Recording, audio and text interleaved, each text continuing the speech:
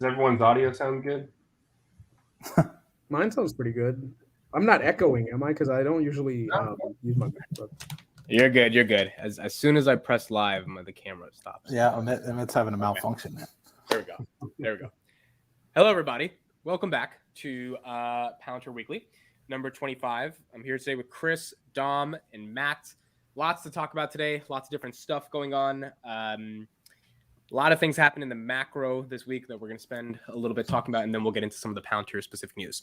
So S&P now officially down under 400. We're at 392, I believe. Okay, we're at 392. It's down, and the Dow is down. Everything's down. Basically, what Federal Chair Powell said last week has spooked out the markets, and things are down. So I guess the question to start it off with is this an appropriate response by the market, ultimately going down the way it has gone down? And I know there's some specific stocks this week that took an even bigger hit, like NVIDIA. So a lot of different things are down. So overall, sort of thoughts on the macro right now. Chris, you can start. Yeah, I mean, no one expected this big of a swing from Jay Powell. So I think it definitely caught a lot of people off guard. I do think, however, the markets may have overcorrected a little bit, especially in the short term. And because I already start seeing inflation coming down. I mean, you look at the economy overall. Jobless numbers are up a little bit. They went from 3.5 to 3.7. On top of that, we've got gas prices that are lower than they have been for pretty much most of the year since the Russians invaded. So I do think demand overall is down all over the place.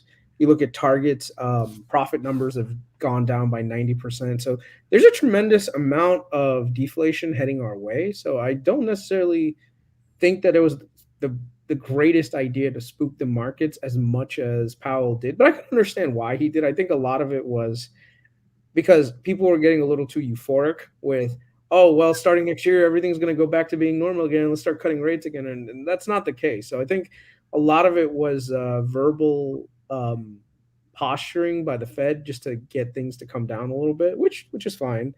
And I think we may have overcorrected, but I do think September's a bad month. So I'm not necessarily too heavily invested in September. I am looking for great deals on amazing companies and trying to buy into them towards the middle of December. And I think the rest of the year will probably end up rallying because of the numbers starting to kind of like show up in the data. And yeah, that's where I think we're headed. So I would say right now is probably not the greatest time to be in the market, but I would say keep an eye out for some really interesting companies who are cash flow positive that are still growing like bananas, and might be a good idea to pick something up and start DCAing into it. Dom, your thoughts? Yeah, I would agree on the DCA piece there. It's really hard to catch a falling knife and call the bottom, but you'll be happy with yourself if you're investing consistently, especially when we look at this past year, right? Like let's just look at the last 9 months. We have seen a bloodbath historically compared to what the markets have done throughout history. So I think people are forgetting the perspective of how amazing this opportunity is to buy these great companies that, especially companies that are profitable, that are generating free cash flows and have secular tailwinds. So I'll just throw it out there, give you a name, right? So I wrote my first Seeking Alpha article, and it was on NVIDIA, and it was so interesting to see how many bears there were on NVIDIA and how split it was, and how people were saying how overvalued it is. And literally a day before is when the article was published, and then the next day the news on the no selling to China happened, and it just piled in. But that's the beauty of dollar cost averaging. And I'm always good about responding to every comment, whether it's a troll or not. And I just said, this is a great example of dollar cost averaging and why it's important, because no one could have predicted that was going to happen. And if you went all in at $154, you would be really upset that it went all the way to 133 a day later. But I did accumulate a few extra shares. It's my second largest, biggest position, and then bought even more when it was 133. because even at 133, it was below the 30 RSI, and then it went back up to 140. But and then also too, a lot of people didn't look into how when they reported earnings, they factored in the $400 million of loss there, which was really interesting that they were already factoring that loss of not getting China sales. So I think maybe they knew a little more in advance than what people are letting on. And someone on Twitter posted the verbiage there that indicated that. And then Tom Nash put it in great perspective on his podcast today. He said it's only 5% of their revenue. Like, we're freaking out and people are shorting. I'm like, I welcome people to short NVIDIA. Please short NVIDIA so I can collect, because it will just go right back up, right? But Dom, you're not worried about the geopolitical stuff, about them not being able to, that's, even though they got an exception, right? They are able to sell to China, right? Well, so here's the deal. So they're able to sell the cards that are not their A100, the Ampere series or GPUs, their highest end ones. They did get the exception to continue development on their Hopper architecture, which are their newest GPUs. Which another piece that I put out there was, you got to look at this as so bullish for NVIDIA, and the fact that this company's specific chips and specific cutting edge technology was outlined that cannot be sold to China and cannot be sold to the Chinese military or anything like that, or related to anything that military could use. That should be so bullish because they were the only ones that have that level of technology. AMD was like, we don't even have a lot of stuff like that. So, it's not really going to hit us hard, right? But they did get the exception that they can prove that they're selling to like non-military. They can still continue selling the A100. But overall, I think they're going to start bringing stuff to the States. I really think we're going to see a lot of deglobalization. I think it's good for our country to have deglobalization, so we're not dependent, especially when it comes to the most important thing that really runs the world, which is semiconductors. And so, we'll see if that happens. I think Taiwan Semi just said that they were going to build some stuff in Arizona this week for $12 billion worth of fabs in Arizona. So it is risky in the fact that if there was war on Taiwan and China, then that would be a real big hindrance, because that wouldn't just affect NVIDIA, though. That would affect Intel, that would affect AMD, that would affect everything. Like, if that happens, we're in a much worse situation than us worrying about our stock prices, in my opinion. Matt, what do you think? Dom, you said that nobody knew about what was going to happen with NVIDIA. You know who did know? Nancy Pelosi. Nancy Pelosi knew the whole fucking time. Anyway, that was just a bad joke. You're so right. I do apologize. I literally saw that on my Twitter feed early this morning. You are exactly right. No, I'm just joking around, but I guess it's not. No, joking, I think that's true. But for those of you guys that don't know me, I mean, I know I always chime into the Palantir discussions a lot, and I continue to buy. For those of you who don't know this already, I'm more of a long-term focused investor. And so times like these get me amped, because I would also honestly welcome going back to 3,600 on the S&P. I welcome the fact that I opened my Fidelity app and I'm actually seeing 4% CDs, 4% treasury bonds. That's something I haven't seen in a long, long time, probably for the past 9 years or so since I've been investing, except for maybe a small pop-up in 2018 timeframe. So I think that this is good for a lot of certain reasons, because I think a lot of people have just been accustomed to the markets that we've had over the last 12 years or so with the quantitative easing that's kind of happened after 2010. I think now, coupling this with quantitative tapering and everything the like, it gives people a feel of what a normal market might look like. And I think that this gives you a glimpse as to what real life investing might be. I feel like a lot of the air has already been taken out, very much like what Chris and Dom had said. And I think this is an opportunity for people to put themselves in a situation to understand where they want to be as an investor. Do they want to continue to trade? Do they want to enter into long-term positions and buy for generational sort of wealth building?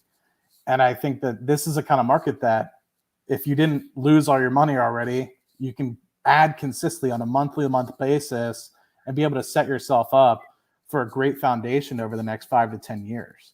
But I honestly think that this is going to be somewhat short-lived. I think in 6 months or so, we're going to be back in the mid 400s and or 4,000s, I guess, on the S&P. And I think that a lot what Chris said. I see a lot of like I ordered Uber Eats tonight because I was working late. Just wanted some Chinese too because it's Friday, and they were like, "We've reduced our prices." I was like, "Holy shit! I haven't seen that happen in like Wait, years." Uber Eats reduced their prices, or the Chinese store? The Chinese place, they know on their menu, like every single thing after you went to appetizers, said we reduced our prices. Meals, we reduced our prices. It was like $1 or $2 cheaper, which I thought was pretty interesting. Chicken wings. I don't know if you guys like. I'm a big chicken wing guy. Obviously, I heard on the news the other day chicken wings haven't been so freaking cheap because I don't know, people just aren't buying them. I don't know what the hell. So do you think the Chinese store reduced the prices because demand was decreasing and they needed to match?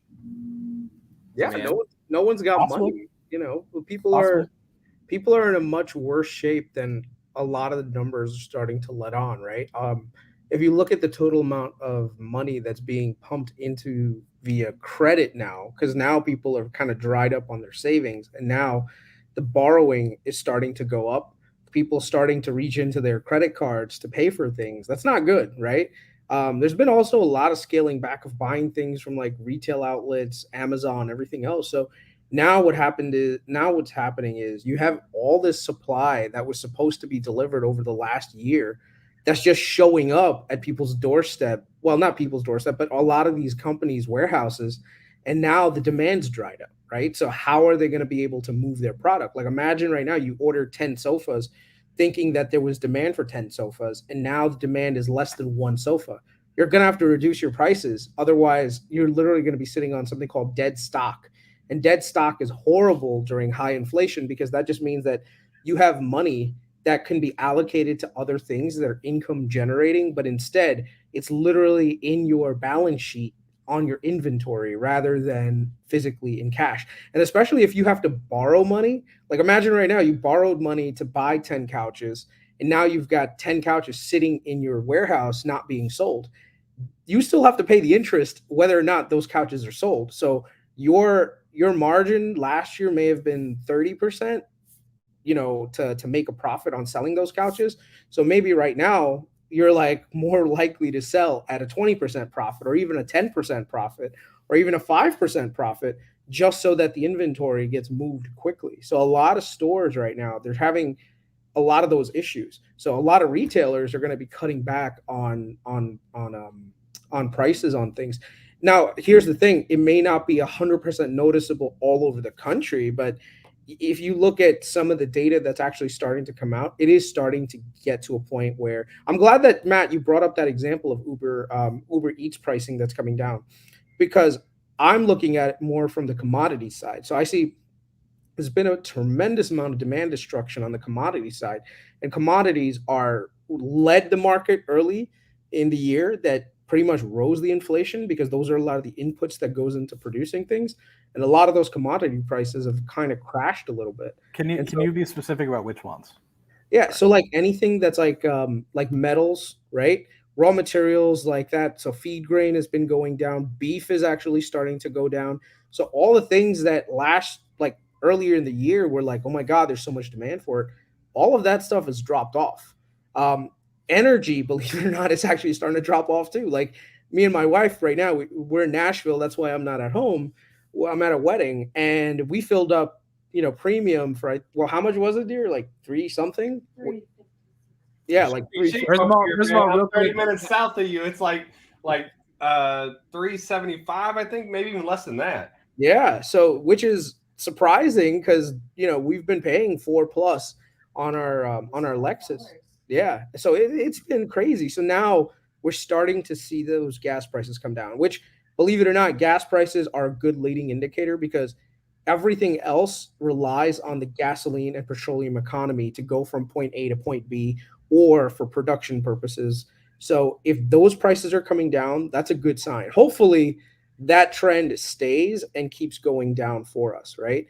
One of the issues that we do have coming up is that maybe the SPR may not be available. So there's like 1 million barrels per day that's coming out of SPR. So if they shut off the SPR barrels, is that going to get prices of stuff to go back up again or not? I don't know. So, but I do think these interest rates now are starting to have a lasting impact. Housing is starting to come down in pricing too, depending on where you live. It's actually pretty dramatic with the inventory going up. So I do think we're heading into a more of a deflationary cycle. And I hope. Well, there's a lot of stuff going on though too, right? Like I see what you're saying about the deflationary piece possibly heading into that, but there's also some things that we can't necessarily pinpoint how they're going to play out. Like you said, with Russia, Ukraine, and the oil situation.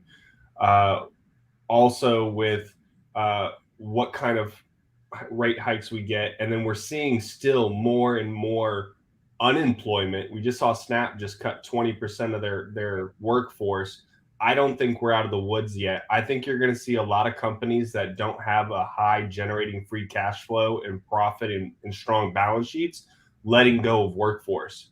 Dom, let me piggyback off that, because that brings us into the next topic about Jeremy Grantham. But before we do that, Chris, I noticed your wife in the background. Shout out to Chris's wife.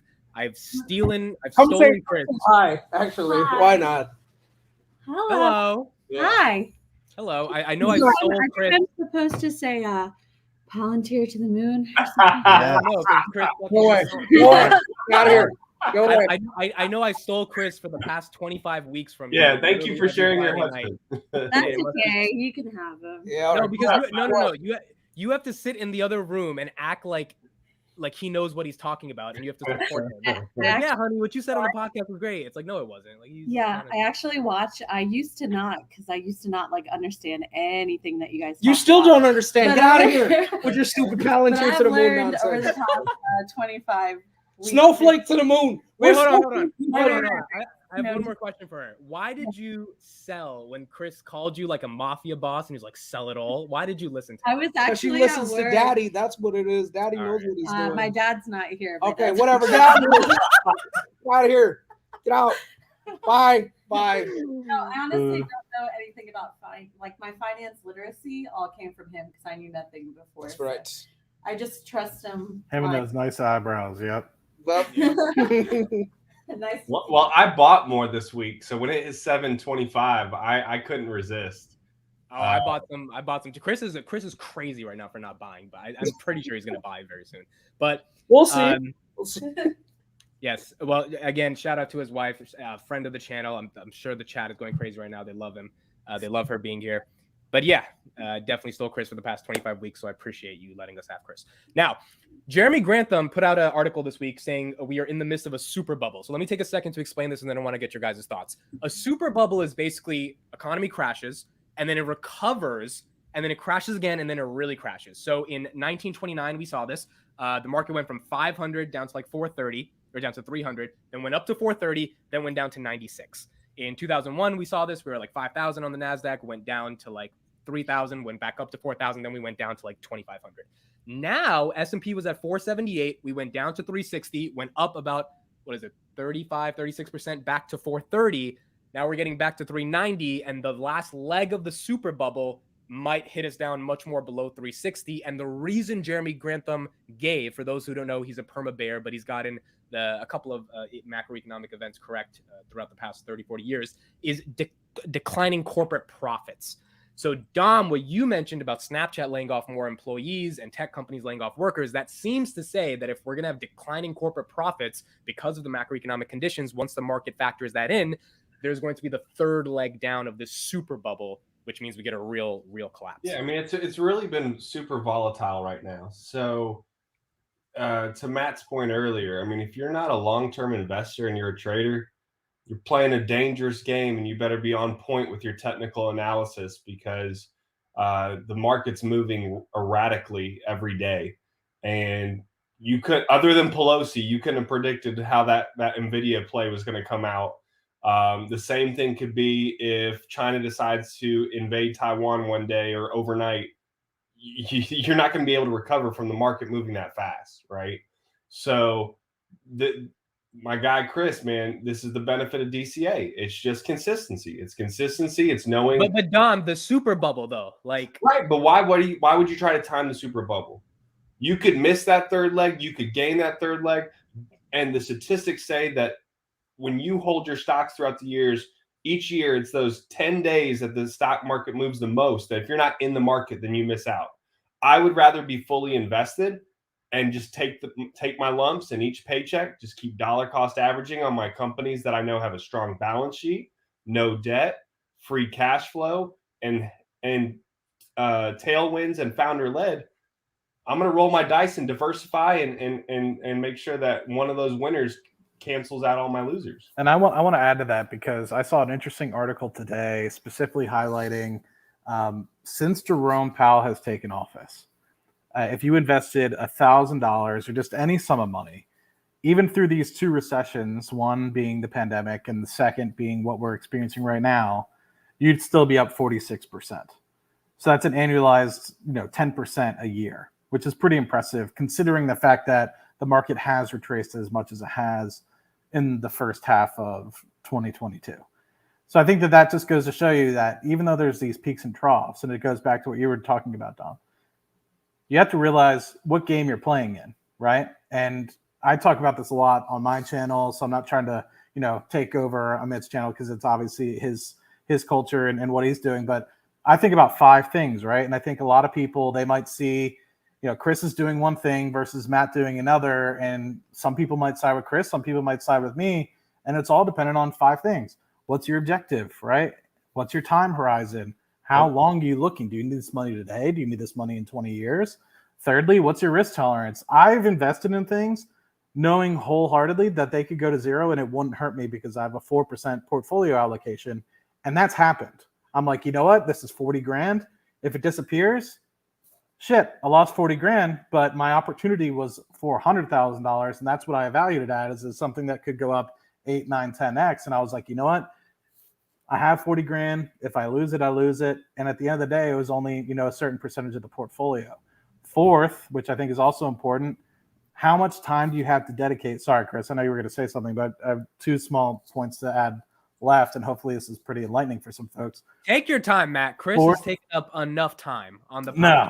For the I see those eyebrows, and I just want him getting wiggling them again. No, yeah, because when he gets a little hint of I have something to say, he thinks he's a college professor and he can go on. Like, no, you can speak. Chris is very articulate. I like it when he speaks. I need to take lessons. We gotta get some other people too. I agree. So the fourth thing, how consistently are you contributing? Because let's just be honest, if this is your only $1,000 and you say, unfortunately, are handicapped or something like that, you need to invest completely differently than somebody like myself who has been fortunate with their education. It can add consistently, time and time again, month after month. You can take on less risk and get to where you want to be in, say, 20, 30 years versus somebody that doesn't have the capital capability to be able to add $1,000 every month like somebody like myself.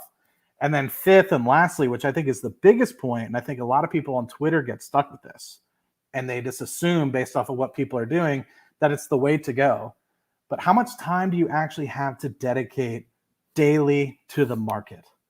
And I think that if you recognize that, and I've been there where I've tried, when I first started in 2013 investing in the market, I was like, I'm a day trade penny stocks, man. I'm going to do it. I'm going to go to the moon, and I'm just going to print and, screw this 9-to-5 job. I'm going to be out by by 25 years old and, hit rocks.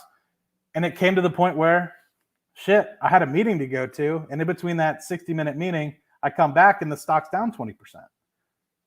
So do you actually have the opportunistic time to dedicate 3-4 hours a day to be able to trade?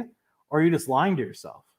And that, if you answer those things honestly with yourself, not what you want to do, but honestly with what is reality, and it can change over time as you mature and you understand and you ebb and flow with the market, you will find a way of investing or trading that works way better for you. And I think that you need to take all those things into account to truly get yourself set up. So sorry, I don't know what got me off on that tangent. I'll pass it to Chris here in a second. Just that it's personal. It's called personal finance. Everybody has different. I have 2 kids. Chris is fairly newly married. Amit's making a company. Like, everybody, it has their own agenda, priority, debt. So for anyone to say like, oh, you shouldn't invest in this and that, like, shrug that off. Like, know yourself, know thyself, know what your goals are, and make sure that you're making and you're doing the homework too, and you're not just trusting people on YouTube or Twitter or articles on what to invest in. So that's just my 2 cents on it. Chris? Yeah, I was just gonna say, a lot of the YouTube finance community, that there's like this new cottage industry of expose this, or this person's a grifter and all this other stuff that's starting to kind of make its way around. And it feels like there's more people right now calling out expose and grift and all this other stuff. And honestly, some of it is warranted, right? Because there are definitely people out there that are giving terrible financial advice, not looking at a lot of fundamental things. But there's also a lot of great people that are giving good advice, but it's a down market. So automatically everyone looks super guilty and super wrong. Like, I'm sure that anyone that's been watching us for the last 25 weeks, they're probably like, these guys are fucking numbskulls, like telling me this Palantir shit is amazing. And all of a sudden they're selling and fucking buying Snowflake. Sorry, I really need to control my cursing. I don't want to get you demonetized on it. I'm sorry, man. But essentially, in a down market, yeah, there's going to be a lot of people that have like this confirmation thing. Like I told you, these guys didn't know what they were doing. Dude, everyone is down right now. Whether you bought bonds, which were safe, you're down. Whether you bought stocks right now, you're down. Like, this is unprecedented in the history of investing. There hasn't been a time where both bonds and stocks have been down at the same time. So I would say be diversified in the people you watch as well. So it's not just, okay, let me just tune into Jeremy Financial Education and follow everything he does, or follow Stephen Graham, or follow me, Kevin, follow Amit Kukreja, and just listen to them. Go out, listen. And if they're making compelling arguments that you should probably confirm and research yourself a little bit, by all means, do it. And for me, I agree with you guys. Like, everyone's investing style should be very personal to what their goals are and also where they are in life. Like, I have something I called like the sword and shield strategy. So basically what I do is my defensive positions are my index positions, and my attacking positions, like sword positions, are ones that I know that are super high growth, that are super risky. And there are times where you need to shift into nothing but indexes and then shift another time into growth. Like right now, I think we're I don't want to say we've bottomed, but we've gotten close to a bottom. I do think that there may be another 10% that we could further go down, even 15%. But I think a lot of the stuff has pretty much corrected. So now, do I like wait until another 10 comes around, or no, I'm going to start shifting my money into more growthy things that are higher risk, but I do know that the risk reward is much higher also, So that's the thing that we should be doing. Like last year when we were at all-time highs, I was starting to shift my positions more into indexes, because I know that, hey, listen, in the index side, I'm going to risk a lot less than I am going to. I mean, I still took a shellacking. Don't get me wrong. Everyone took a beating last year. If you're telling me, hey, you made money in the last year, dude, you are one of the few people that made money. Like, everyone took a beating. So I do think that we're at a point where things are starting to turn around, and maybe a time to start looking at the market closely for those companies that, really pique your interest. The other thing, one last thing before I give it back to you guys, do not ever forget about growth. You always make more money in companies over time that are growing like crazy than companies that are paying you dividends. If you look at Buffett, one of the things that Buffett says, like, why doesn't Berkshire authorize a dividend? Why don't they just, say that? One of the reasons why is because, dude, if you have the way that someone explained it to me, and they said very, very like, there was a great explanation, because I used to be a very like, oh, I'm just going to invest in companies that have good dividends and everything else. I missed out on so many gains because I was looking for companies that pay dividends. Dude, if you have to bribe your investors to stay and keep buying your company, that's not a good sign. You typically want to be in companies that are willing to risk capital into their own business, because that business is going to exponentially grow. Like, imagine right now you had bought in the year 2005 GE, because you're like, oh yeah, they have a nice juicy 4% dividend. Go look at where your GE stock is right now. A lot of these 100% dividend stocks that like a lot of people love, like, oh my God, this is a dividend like company that I love. Dude, over time, unless they reinvested everything into that company, they haven't nearly grown or outpaced a lot of great growth names. And I think growth has taken such a big beating that you're seeing some really good deals on the market right now. So like I said, I do think there's about another 10% that's going to go, but I don't want to try to risk the absolute bottom coming. So I'm Well, so it's like Palantir. It was at 725. At that point, I was like, I gotta buy a whole bunch because the price to sales, the valuation, the news. Like, yeah, am I not happy with some of the execution that they have and how they handle their earnings call? Sure, but the technology is sound, more than sound, and that is harder to create than getting good salespeople to go to market. I believe they will fix that issue eventually. May they fix it in the time that I would prefer? Probably not. But I mean, I don't worry about Palantir going bankrupt. I don't worry about them not being a public. They have no debt, 3.2, I think, with all their credit and everything else, $1 billion, and they have a lot of government spending that's going to be coming their way eventually. Yeah. So let's get into the two big Palantir news for the week. Before we do that, this stream is sponsored. We do have a sponsor, even though it's not paying any of us, by my startup, Audia. So all 147 of you, if you have not signed up for this fucking startup yet, please sign up. It's in the description. It would really help me out. We just put out our first investor update as well. I can put that in the description later for anyone who wants to read that. Daily Palantir audio content is there. So if you care about Palantir, it's there. I know people are talking about Kelly in the chat. Me and Kelly have a podcast that's on there. We're trying to become the YouTube of audio. We're trying to build something really big. We're trying to go after Spotify. Big dream, big vision. Would appreciate it if everyone signed up and at least checked it out and gave me some feedback if you never use it again. So I appreciate that. If you get any value from the stream, we would appreciate signing up for our sponsor. Palantir news. Palantir is transforming physical collectibles into the digital world. This was an interesting one. I got excited seeing this. I don't think it's some groundbreaking deal for the company, but it was pretty cool. So Beckett Collectibles, one of the top 3 biggest appraisal companies for little knickknacks and trading cards and stuff like that. They have these proprietary mechanisms to be able to value a Michael Jordan rookie or a Babe Ruth rookie card. And they are now transforming their entire services, this article here on dailypalantir.com, into Palantir Foundry. So from the PR, Beckett has begun integrating legacy systems into Foundry, allowing customers to more rapidly and easily access decades of data about cards, comics, and other collectibles, as well as automating the process of grading and authenticating. Beckett aims to eventually have the most comprehensive data set in the collectible space. Foundry will serve as the back-end management platform for all collectibles on Beckett, from physical cards to maybe even NFTs. Already, Foundry's data integration capabilities have successfully completed the migration of their vast historical data into a modern operating system to display real-time information.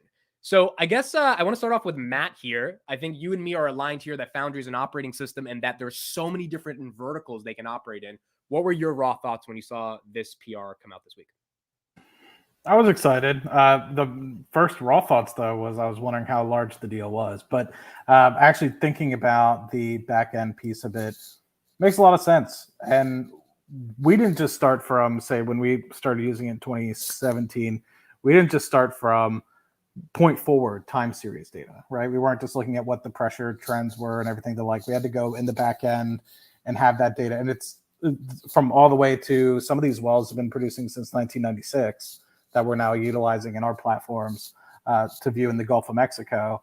And that data is crucial to be able to do. So understanding potentially the sales data and being able to understand and track through time and have that data readily available to kind of visualize rather than potentially just having it in a spreadsheet somewhere. Granted, yes, they could still do all that and visualize it through Excel or God knows what, but having the quick ability to kind of write these things to specific areas they can look up and visualize and kind of do analytics on is probably going to change how they do business as a whole and also increase their margins pretty drastically.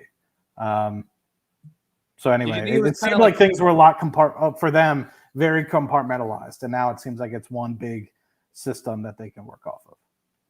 Yeah. And I'll put this out there for anyone. Did you kind of feel like it was kind of fluff PR, like nothing too crazy? Chris, I feel like.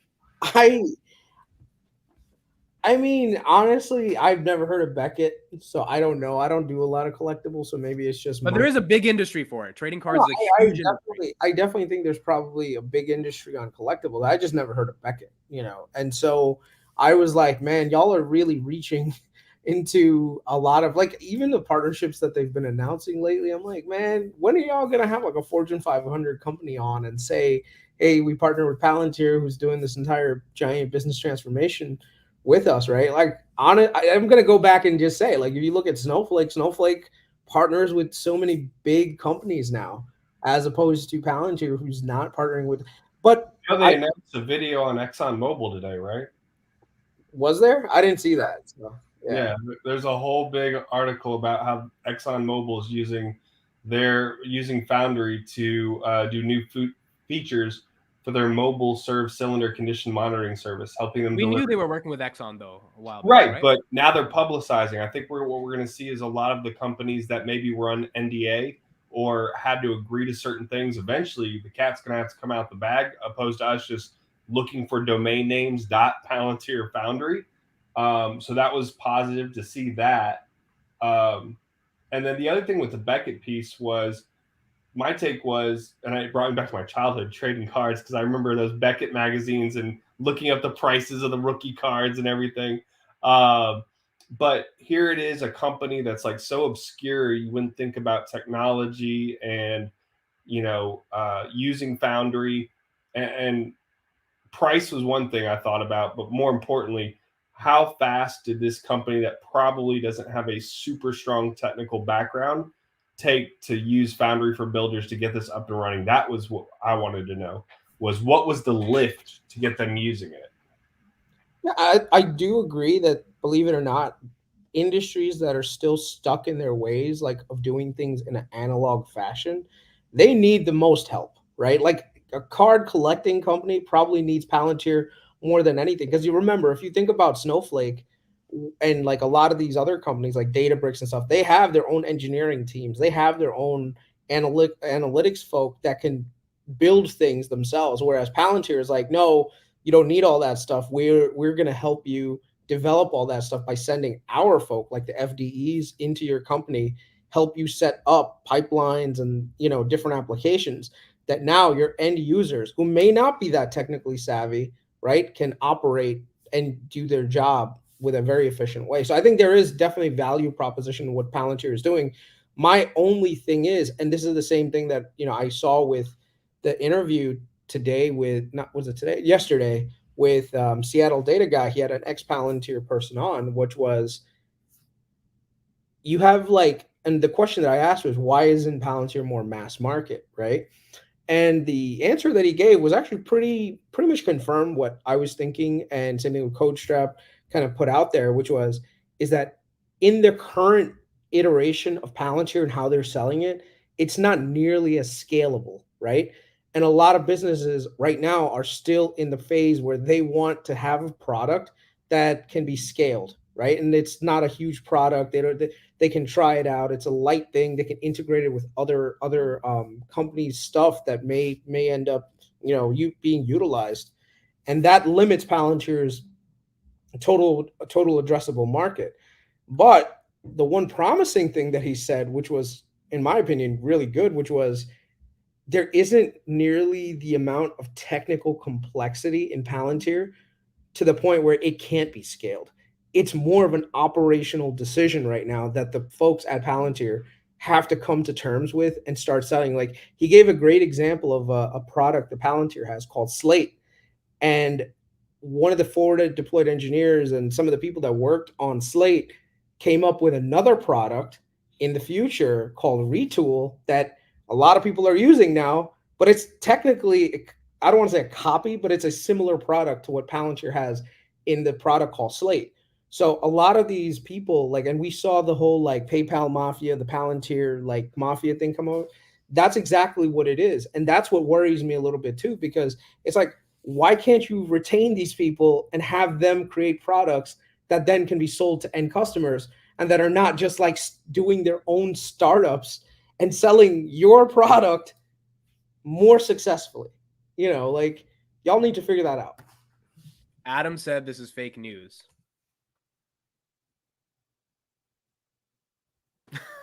Pretty sure. He said he's an ex-employee fired. What is it, Adam? I think the thing is, if he left 4 years ago and they were struggling with sales and they're still struggling with sales, then that's a problem, right? Like that's what I got from that clip. For those who don't I don't know, think that they didn't have a sales department to sell that's true. 4 years ago. Right. But doesn't that seem like an odd thing? Like you ask anyone in SaaS, hell, you ask Peter Thiel, who wrote a book with 0 to 1, and it says the importance of having sales staff, and you don't have sales staff. What does that tell you? That you're not listening to the chairman of your board? Like, where is Peter Thiel in all of this? That's what I want to know. I'm actually curious about that. This guy hasn't I've talked always about been that in curious years. about that. I know that he lobbies for Palantir via the government side of things, right? Because I have seen that, and I've heard of that. I mean, when have we seen Carp and him on stage together? Never. I'd like to hear about Palantir from Peter Thiel and what he thinks, and like what the go-to-market. I think Peter Thiel probably needs to take a little bit more control over the go-to-market strategy, right? In getting this product out there. Because, I mean, I don't know about you guys, but do you think that Palantir is following the 0 to 1 model? No. So Thiel's not. Well, in some facets, yes, but not in the sales, not in focusing so much on the salespeople and that piece of the model to get the product to market. Yeah, but I don't think Thiel's a small. I don't think Thiel's a soft-spoken guy. So I don't think that if this wasn't going to plan and exactly how he sees it, I don't think that he would just be sitting by quietly. That's true. He's very, very vocal and very opinionated. Meaning, Matt, you're saying Peter Thiel doesn't lose money. No, what I mean is, if this wasn't, I mean, he still has massive ownership in the company. Isn't he still chairman of the board, I think? I mean, so if he honestly didn't think that the company was going exactly the way he wanted since 2003, why would Carp still be there? Right? So I honestly, I think that it's the business model that people just don't understand. I think to me, the way I look at very much what we're talking about with this Beckett deal as a whole, it's not just one deal with Beckett. It's going after the entire $400 billion collectibles market and developing strategic, customizable applications that now can go after, say, Barrett Jackson or any of these other large collectible companies and take over the analytics process and the operating systems for any collectibles organization. And if they could do it with Beckett, they could do it with maybe not necessarily StockX. StockX does a pretty good job already with their analytics and their visualization, their tools and their graphics over time. But some of these older companies, old collectible car companies, the DuPont registries of the world. Yeah, but Matt, doesn't that mean like if they work with one company that they can't necessarily work so heavily with another company? Like right now they have a partnership with ExxonMobil. You think the Exxon would appreciate Palantir working with Shell, who's their competitor, or another company? Like BP? Yeah, that's what I'm saying. Like, but here's the thing: when they did a deal with BP asked them to have an exclusive agreement for a good period of time, right? So, does that business model work? Where if you're working with one person in an industry, does that limit you from working with anyone else's? Like when you look at something like Snowflake, they're vendor agnostic. They're like, listen, we just provide you the infrastructure, you do all the work. This is giving a competitive. Why can't Palantir be vendor agnostic as well? So let me take a step back. 2017 is when I first started working with the company. They developed up this point 20 custom applications that we use on Foundry. Do you think when they went to a different oil and gas company, they didn't say, here are these 20 other customizable oil and gas applications that you guys can use from day one? What do you mean, like to other companies? Like to other oil and gas companies, they're just going to say, nope, here's your 5 typical Foundry applications that you get standard. You're not going to get any of these 20 applications that we helped make with this other oil and gas company in 2017.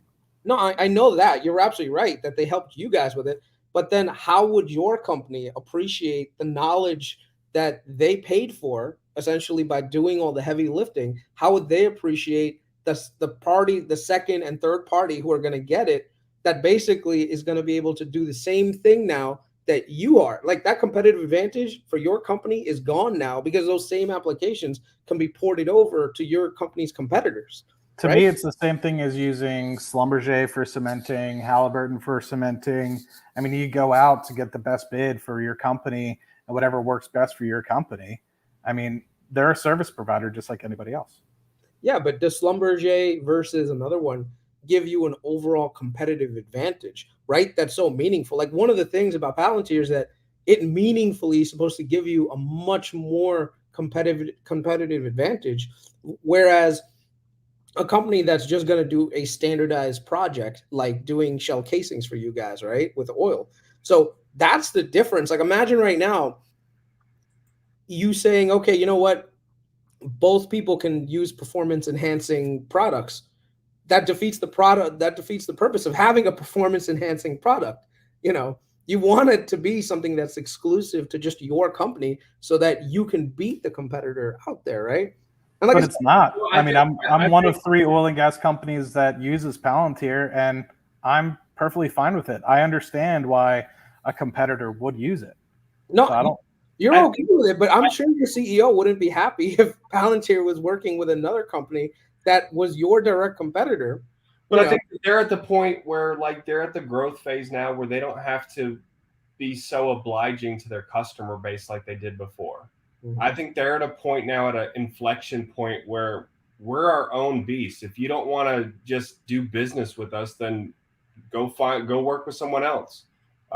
We have other oil and gas companies that are proven and like our product, and you're starting to see more press about who they're working with, who they're doing things with. I think Matt hit on a really key point earlier was they're going to do it in their time frame, and you have to be okay with that as an investor. I mean, let's be real. That's the reason you got out, right, Chris? I mean, it was the execution on how they were running the company and how they wanted to go to market. And so as a Palantir investor, you have to be willing to sit through a possible Tesla-like experience where your money is like dead money for 5 years. That's an extreme example, but you know that it's not blowing up in the next 2 years, and they are going to, good at right or wrong, they're going to go about it their way in the market, and they're going to go after it from a vertical perspective. Now, what I would say is encouraging is we're starting to see more smaller companies, which is hopefully leading to more access to developers, more access to being part of the conferences and things we're used to seeing in technology, a freemium offer. I'm just reading this press release from August 30th. You know, MCI One Health and Palantir partnered up to solve critical healthcare issues and unlock clinical insights. And MCI One Health is a cybersecurity company. And so starting to partner with other verticals. And we know that they're with Sampo Holdings in healthcare. So like, I think they're just methodically doing things how they want to do them. But we may have to take the brunt, and those who are left, you know, willing to wait through it either are going to be really rewarded or not. So it is a gamble. there is one thing that always, like, for some reason the last 3-4 weeks have been really like coming onto my head, and that's like, I mean, it's fine, but you remember in 0 to 1 they said every competitor that has a monopoly says that they don't, and everyone that says we don't we have a monopoly, we don't have a monopoly, they're actually a monopoly, and that's what the game that you want to do, right? So Yeah. right now, I don't see the Palantir monopoly right now, even though I'm not saying they have monopoly, Yeah. but I get your point that it kind of feels like Carp has said that quite a bit. I'm just posting it live, like, on there. Yeah, if you build. Amit, do you have the Amazon link in the description? Okay, everyone in the chat, put if you read the book or not. Put it in the chat if you read the book. I haven't actually.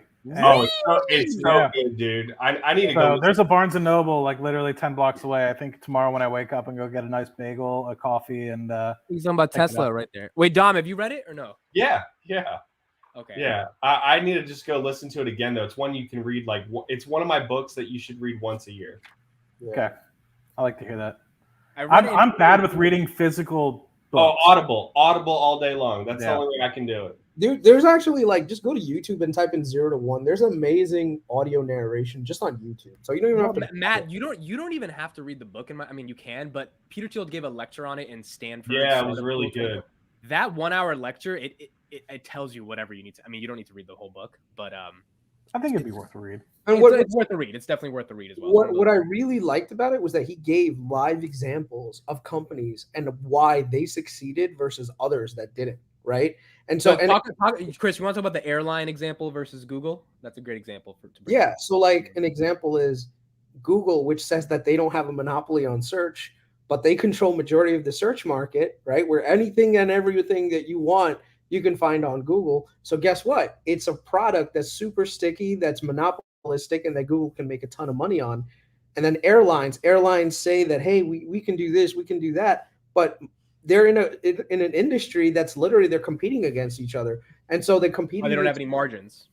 And so basically they tear each other's margins apart to the point where the business doesn't make sense because the risk to get those margins is way too high. So right now, and that's one of the reasons why even Buffett says, like, I'll never invest in airlines because there's just too much competitive competition everywhere, right? And also there's a tremendous amount of risk.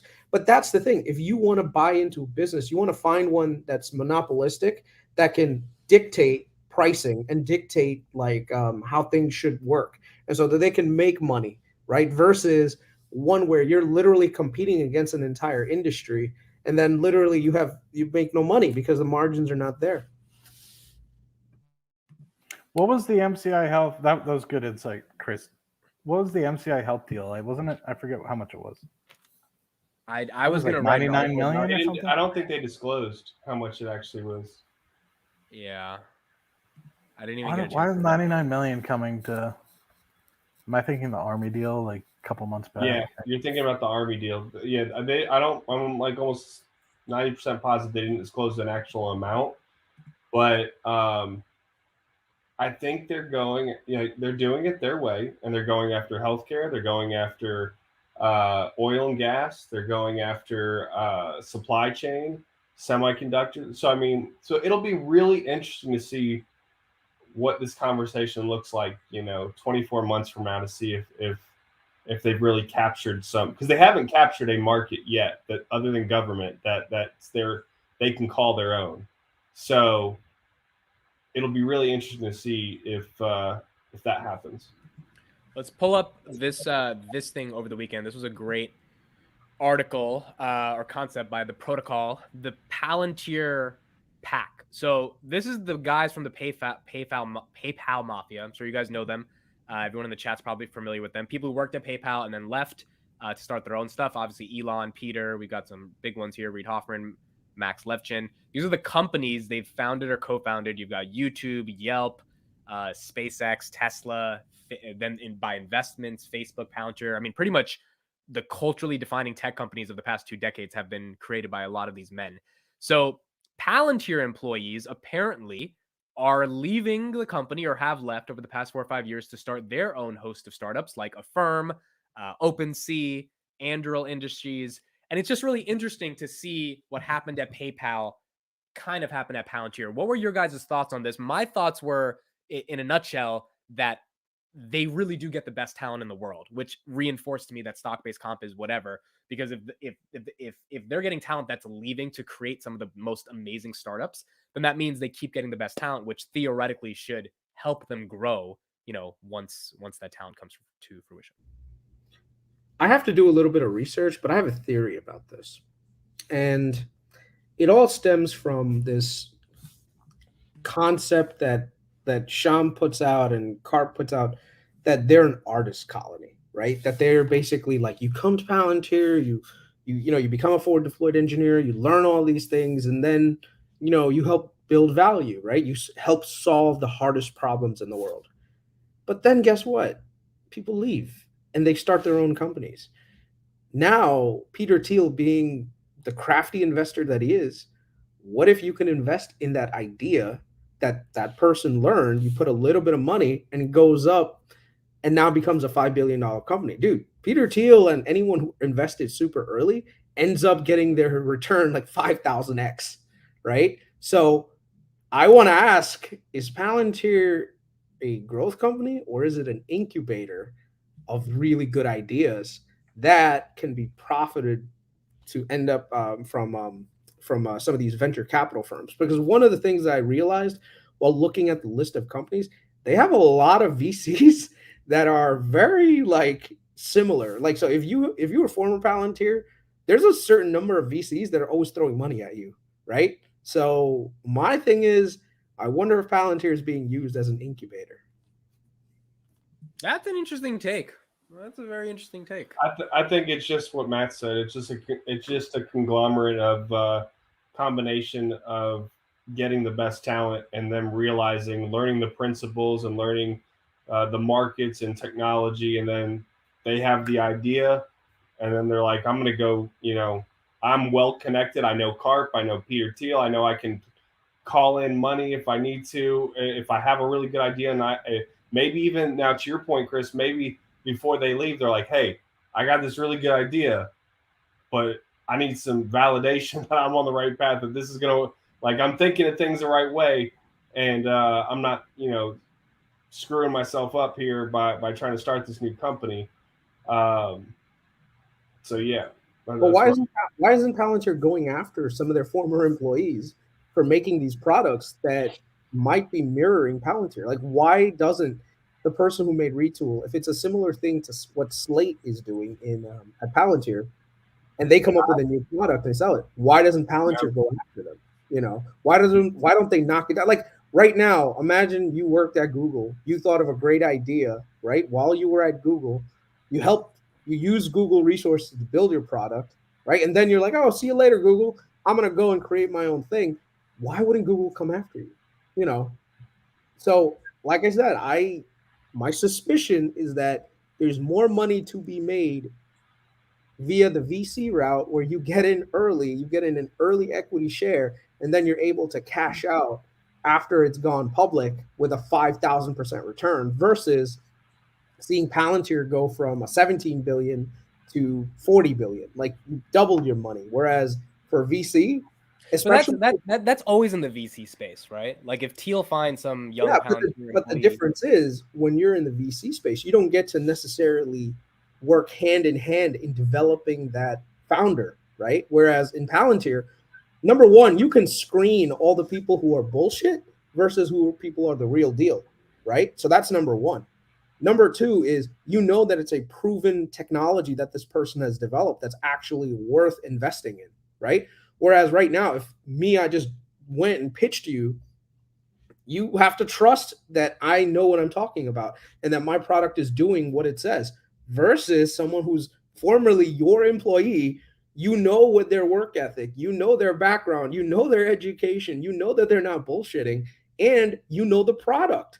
And now they're going to sell that product to everyone and make a killing off of it, and you get to be in like the ground floor of that.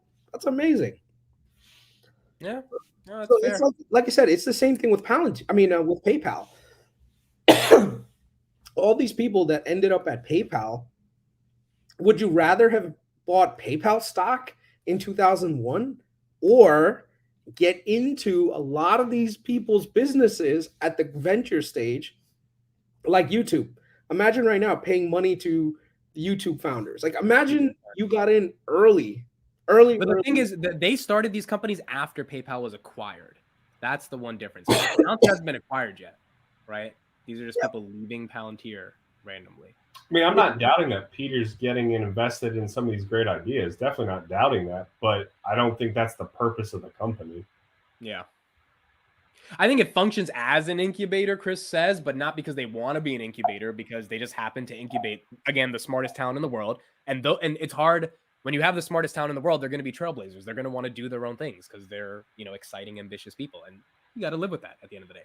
All you can do is give them more stock to not chase their dreams, which is what they've been doing, right? And my point is, stock-based compensation doesn't matter unless the stock goes up. So all those smart people that got all this stock at $12 and it's at $7, they're going to be really smart, work really hard, get it to a better point, and then maybe they leave after they get some of the benefits of their SBC. But I guess eventually we see if that happens. All right. No more news in Palantir World this week. The CodeStrap, Seattle Data Guy did a really good long interview with an ex-Palantirian, The person has not worked at Palantir in the last 4 years, but he still gave really good, insightful details on some of the stuff that he was saying.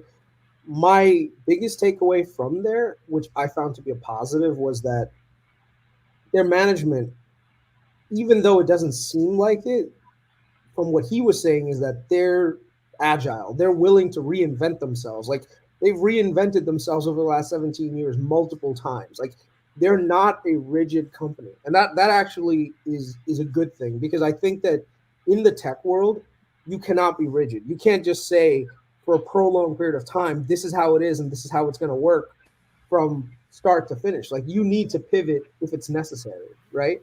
So I found that to be very like a positive, because I do think at some point Palantir is going to need to pivot, and I'm hoping that the management is willing to do it and they're not just super rigid with the way that they're doing things. I think with the stock being so low now and employees probably, I don't know, I don't know if there's a mutiny at Palantir, but if there's a mutiny of employees, because remember, if your entire business model relies on stock-based compensation being a primary motivator for your employees, you cannot have your stock price languish and your employees that are going to stay there for a prolonged period of No, time. that is a good point, Chris. Like I Yeah. think we're all thinking that of, okay, how long does this stay below 10 before they start losing people? You got to always you do have to think about that.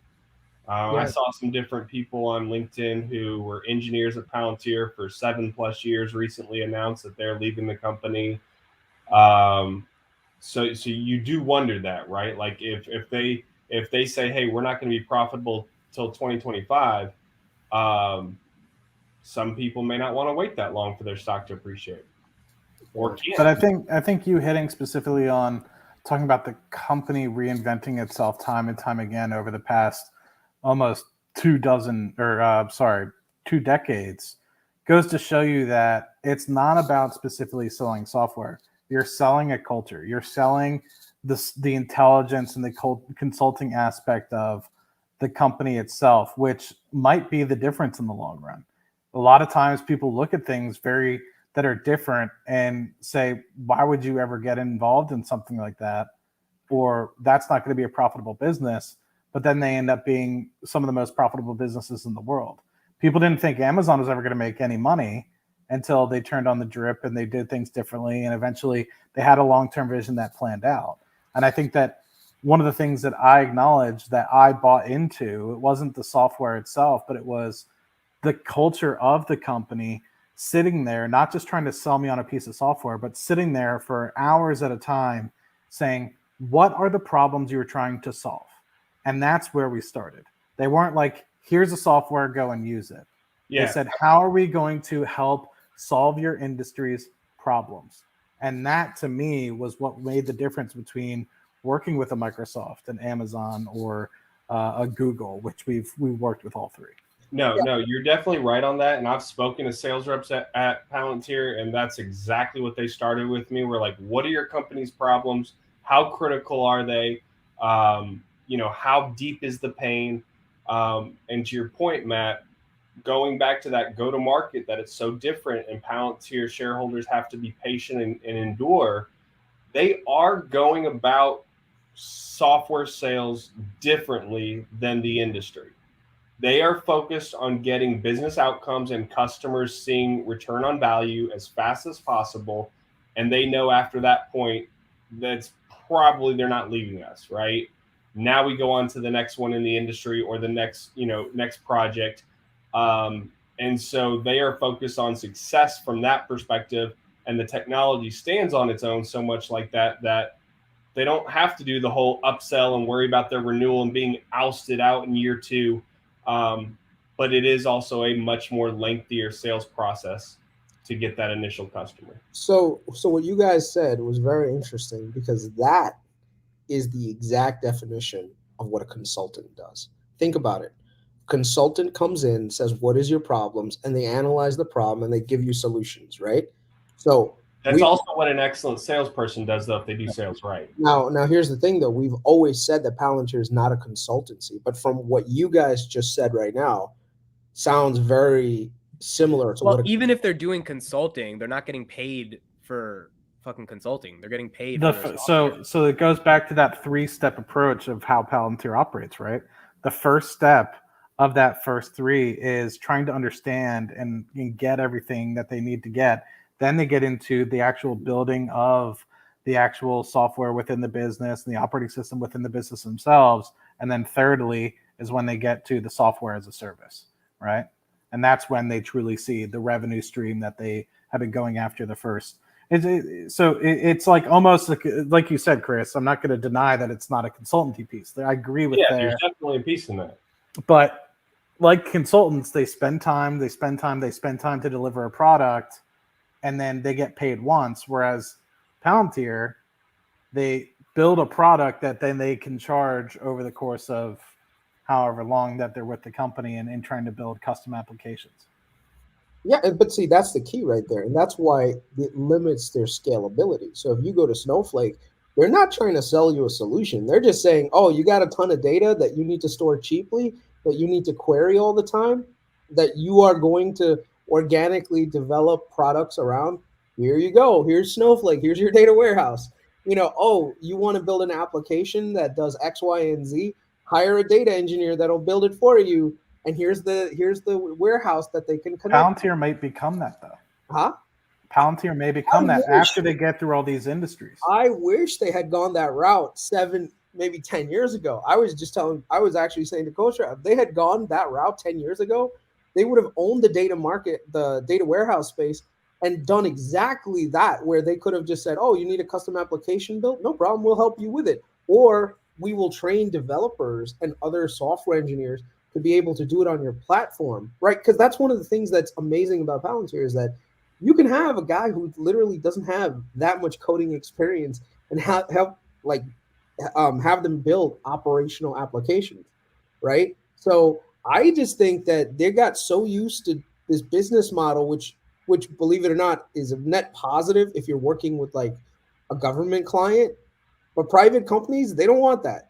Private companies want to control their own data. They want to build their own products, and they don't want to do it by spending that much money to have a forward deployed engineer come in and do all the integration work and then all this other stuff, right? They want to build value themselves so that they can capitalize on it. I think Blake said it really well. He said, we're early, Chris. I think we're early to see how the business model plays out, right? Yeah. Like we're really early to see, because they have plenty of cash runway. Like, I mean, you guys have run the numbers. I think they have several years before they'd ever have to worry about money. Yeah. So it's a matter and they're cash flow positive. So it's not right. Like yeah. Their biggest challenge right now is going to be employee retention, right? Because I would say that's the biggest concern, because you do need that knowledge base and that talent to continue funding the new innovation, the modularization of the products. So it's going to be interesting. I think the next 24 months are definitely going to tell us a lot. If you're already at a cost basis of like $10, you're not really losing that much having it sit at $750. I find it hard pressed to believe this thing goes to $5. If it does, I'm backing up the truck and finding some money. Yeah, I mean, Snowflake, Dom, get in that Snowflake game. I have Snowflake. I just don't have nearly the amount that I have in Palantir. How much Snowflake do you have, Dom? I only bought $3,000 worth on the first day of the IPO, so I'm down. Wow. Join me in the dark side, everyone. Buy some Snowflake. I mean, I'm serious. Like, y'all really should take a look at diversifying a little bit, because this space, but not now. Snowflake now it's still at what, 200? Nah, man, it sounds like once.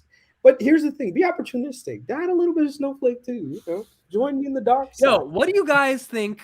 What do you guys think about Ginkgo Bioworks, ticker symbol DNA? Fraud, short alert, fraud. Don't do it. Don't touch it. I'm thinking of putting in a 5K bet and getting out when it doubles. I'm making a 5K I've bet. had my fair share of getting too early into companies, aka Semaphore and Skills. In fact, I have some trolls to respond to later tonight on Twitter. Asked me if I dollar cost average my way down to $1. I lost probably like 20 grand on those combined.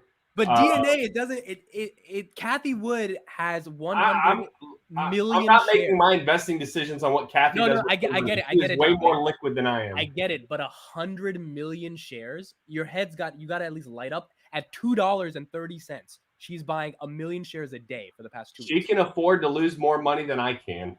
But at some point, Amit, look up $2 stock. Like, look at Berkeley Lights, okay, BLI.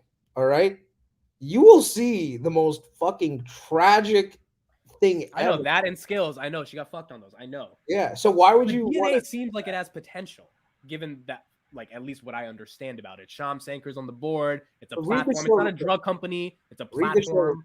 There's been a short report by I think Scorpion Capital. Read the short report. If They you're have dying to get 90% into institutional biotech, owners. you do Celera. ABCL. Peter Thiel owns 5% of the company, and he's on the board of directors. Yeah, and they have a freaking It's going to amazing. be my second article that gets published at Seeking Alpha next week. So Oh, let's give a shout out to Dom. First of all, Dom, let me get that. Dom, tell us about it, and I'm gonna get that article put in the chat. yes, well, so the NVIDIA one is already published. It's got 11,000 views. Pretty happy about that. Lots of trolls out there. Wow. I answered every single one of them, so it's okay.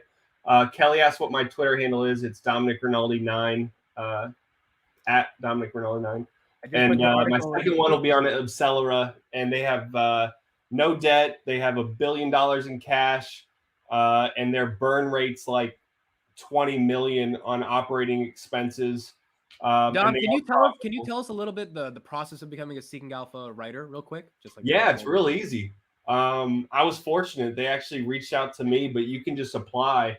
You just go to Seeking Alpha, say become a contributor, and then you fill out the information. You write an article. They have to review it and approve it. Editor gives you your feedback back. You work through their style of writing, and then you get paid for how many views you get. So it's definitely so far been a lot more just on one article alone, a lot more monetizing than my YouTube and podcast. Okay. So Chris, you really don't like DNA? 90% institutional owners? Like, you really? Nope. I read the short report. Not touching it. What was the biggest thing in the short report? Read the short report. It's lengthy, so read it. Who put it out? Who put it out? I think it was Scorpion Capital, but let me see. Okay. Accelera has 78% institutional ownership. Yeah, and their executives have been buying back shares hand over fist. Like, the CEO owns 20% of the company. That's right. Yep. I just wish Carp comes out one day and be like, I bought 50,000 shares, and we got that SEC form. Like, that's like $4 million for him right now. Why? I mean, you're gonna buy them all. You're gonna keep pumping Palantir, bro. All you grifters, right?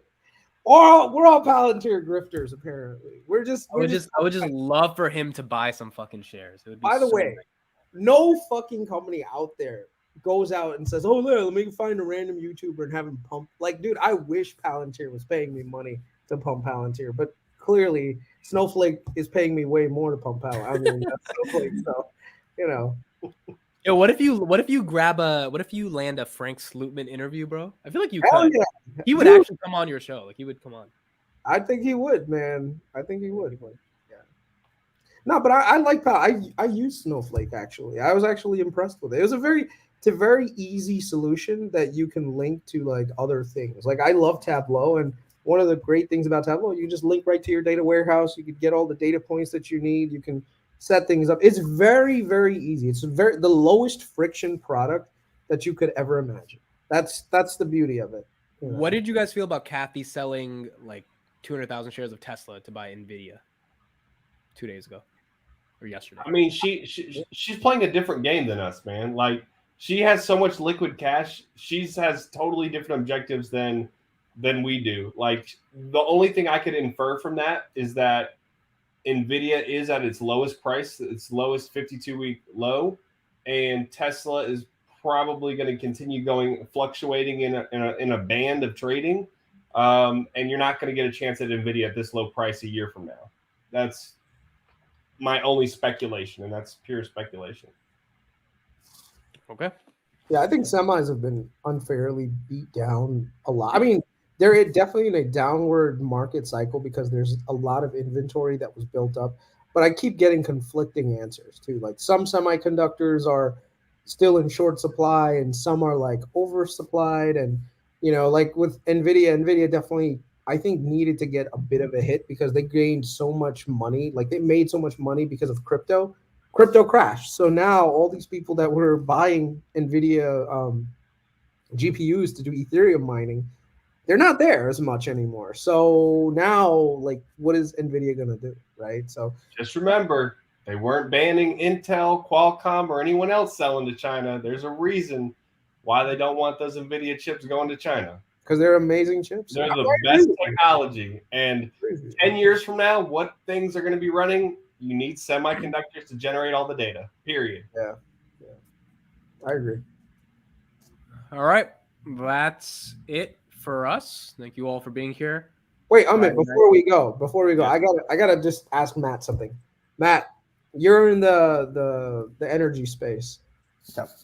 Can you comment on anything related to energy, like what we're probably likely to see over the next couple of quarters, maybe the next year? Because one of the things I'm interested in is we know that the Russians are being complete dicks right now. So They completely cut off Nordstrom like today. Yeah. Completely. So are our ONG companies right now, oil and gas companies, saying, you know what, let's pick up the pace in production. Let's get out there. Let's do some capital investing. Because capital investing for the last 5 years since the crash in 18 has been really lax in the oil and energy space. Is there any traction on more investment coming into the space, especially now that they've got a ton of cash just coming in? Like, dude, oil and gas companies right now are like cash flow machines. That's why Warren Buffett, the old vampire that he is, bought up so much of Oxy, because that's what he's going to do. He's going to milk Oxy until oil is no longer a viable product. I mean, that's what I think, you know. So what do you think about that? No, I do comment quite a bit about this on my Twitter feed. And when oil prices in the February-March timeframe spiked up at around 120, 130 bucks, I knew it was going to be pretty short-lived.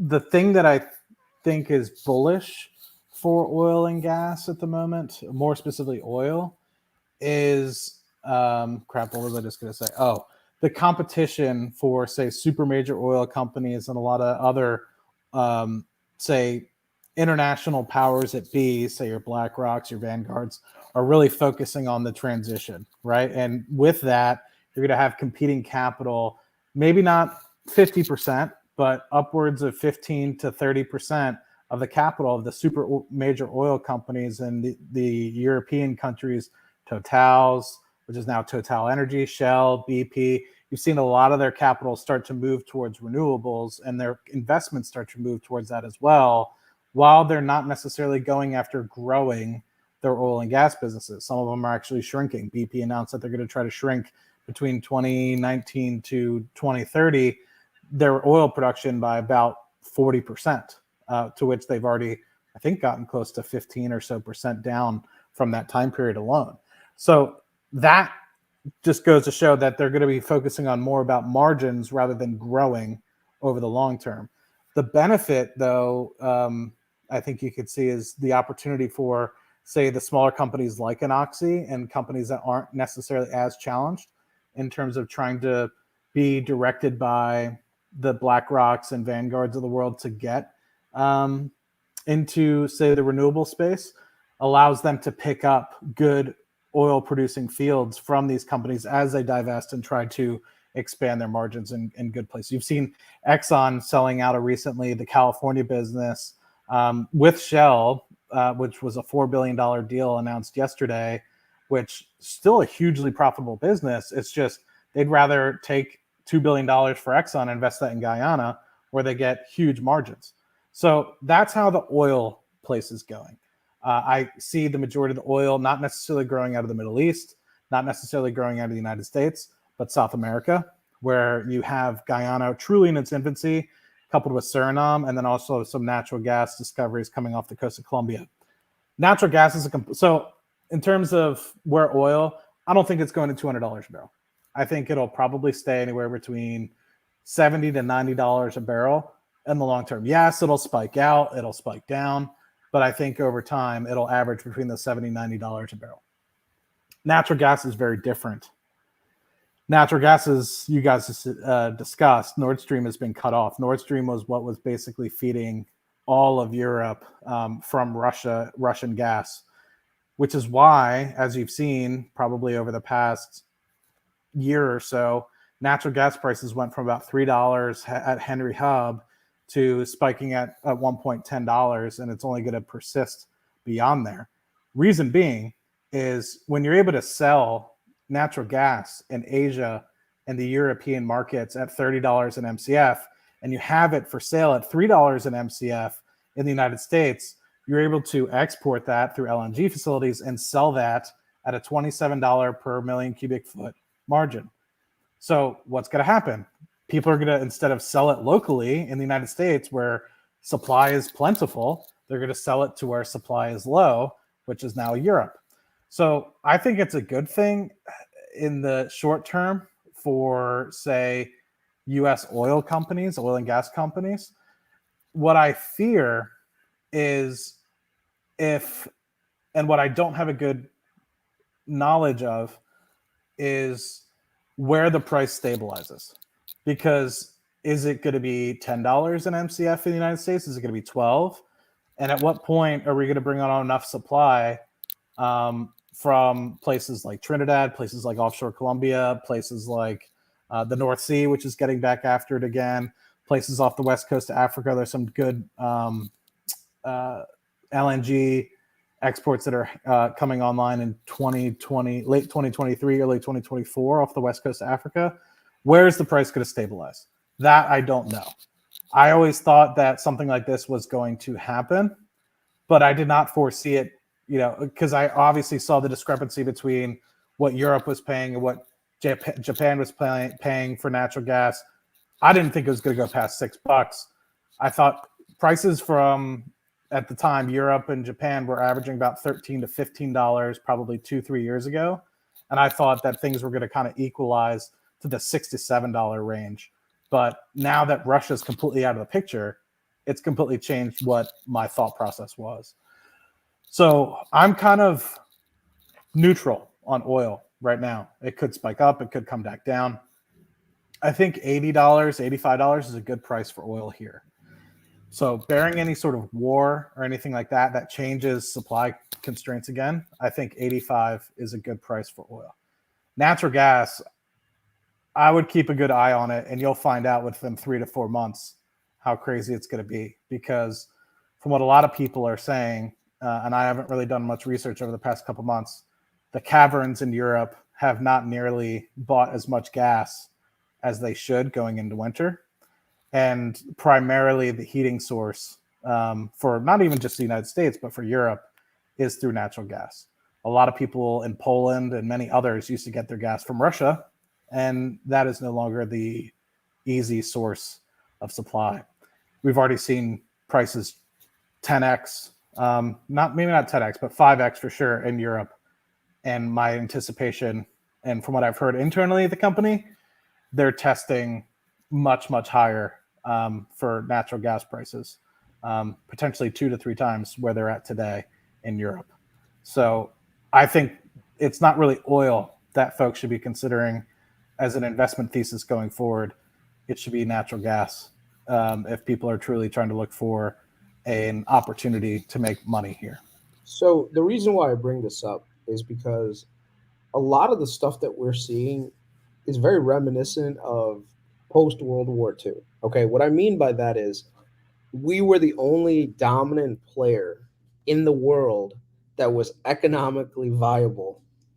And we had a golden period of 10 years where we had rapid growth because guess what? The rest of the world was totally messed up, right? Europe was completely destroyed, right? Everywhere else in the world was just down. So you look at right now, the 3 major areas of the world. Number 1 is China and that region, right? Economic output from that region has been shrinking significantly because the Chinese are going through their own troubles right now. The Japanese have a population crisis that's limiting their growth tremendously.